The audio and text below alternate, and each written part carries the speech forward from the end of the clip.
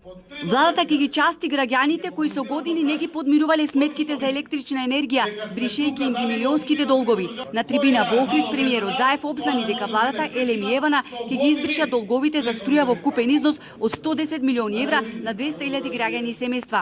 Со оваа мерка ќе бидат опфатени неплаќачите на струја, кои наместо да ги платат сметките за струја, им собирале прашина до 2006 година, зашто им биле блокирани трансакционите сметки. Поради тоа тие биле заплеткани во лавиринти, а сега желба на владата било колку што можело да им се помага на граѓаните со вакви мерки.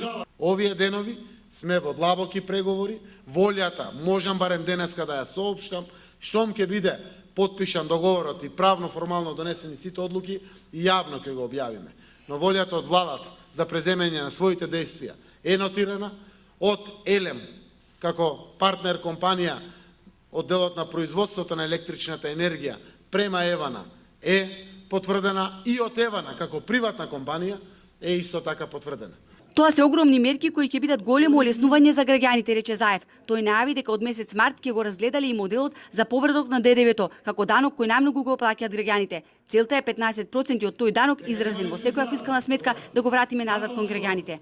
Инаку СДСМ за превземањето на слични мерки ја обвинуваше владата на ВМРО-ДПМН дека вршила подкуп на граѓаните. Сега ова нивна најава за простување на милионски долгови се случува во пресред на претседателските избори.